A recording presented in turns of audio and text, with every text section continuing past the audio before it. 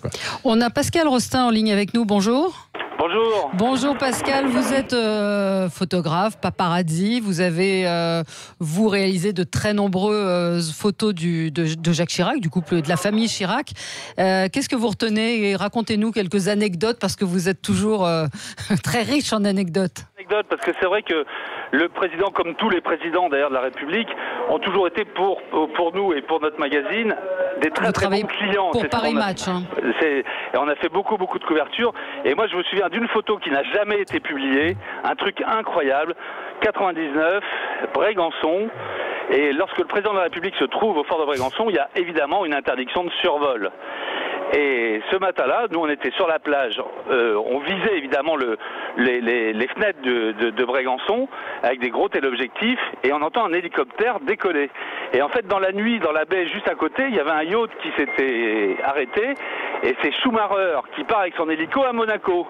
Le grand, il entend un hélicoptère, il sort de son lit, il va à la fenêtre, et on fait des photos, mais on ne s'était pas rendu compte qu'il était complètement à poil. Alors évidemment, je peux vous assurer que d'un commun accord, les 4 photographes que nous étions, on a décidé de, évidemment, ne pas diffuser, ne jamais publier ce genre de photos. Maintenant, moi j'ai un souvenir, les 25 et 26 juin 2002, un truc incroyable, au G8, où j'ai réussi à pénétrer l'intérieur du G8.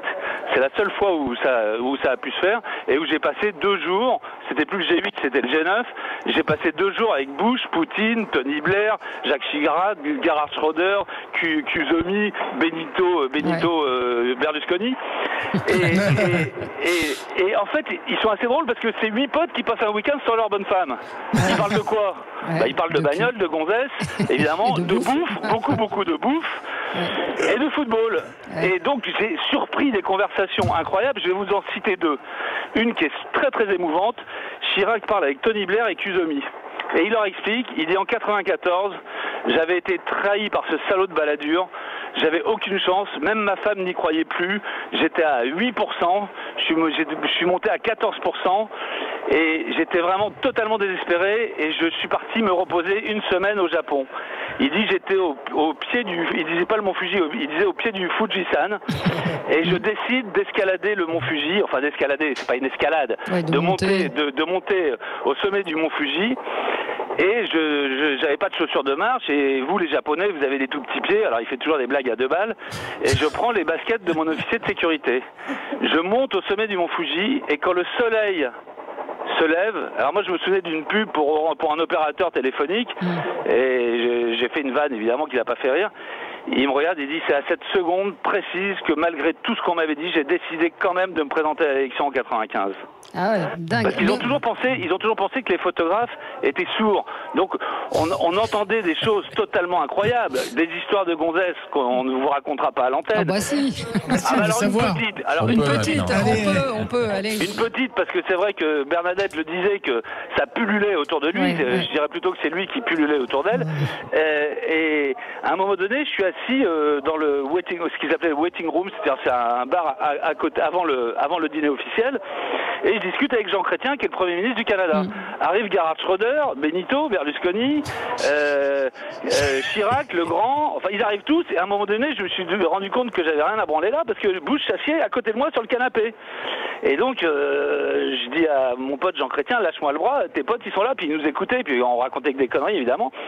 Et à ce moment-là, les 2 plus drôles, les 2 plus comiques, c'était Benito Berlusconi et le Premier ministre japonais. Et le japonais, il dit, vous dormez avec vos femmes? Alors, les mecs, ils sont un peu interloqués quand même. Il dit, ouais, parce que la nuit, tu bouges, c'est chiant et tout. Et à ce moment-là, Bush, il dit You must try king size bed, man, avec ses Santiago sur la table. Tu dois avoir un très grand lit. Tu devrais essayer les king size. C'est bon, les auditeurs de Sud Radio, ils parlent pas que le catalan, ils parlent aussi anglais. Et Chirac il dit non George, parce qu'ils parlaient tous anglais avec des accents épouvantables. George, you must try tatami, c'est des tatamis au Japon, c'est pas king size bed. Et à ce moment-là, Gerhard Schröder, il regarde Jacques et dit Jacques, you would like to sleep with my wife. Et là ils sont partis dans un éclat de rire, un fou rire qui a duré 10 minutes.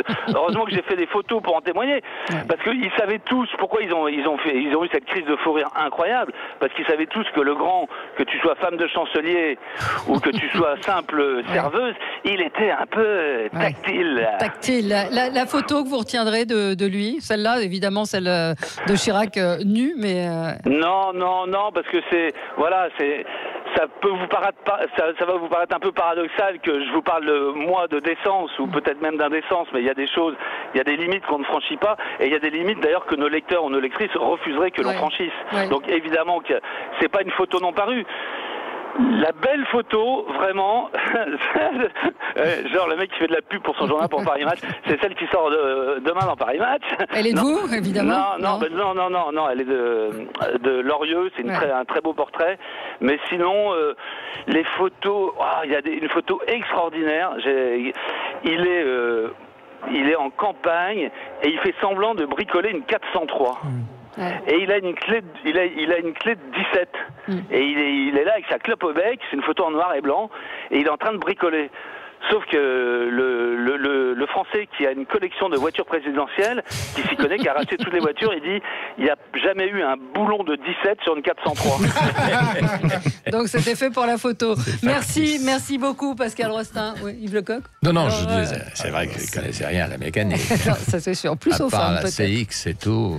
Ah oui, la fameuse CX. On se retrouve dans un instant avec vous sur Sud Radio. À tout de suite.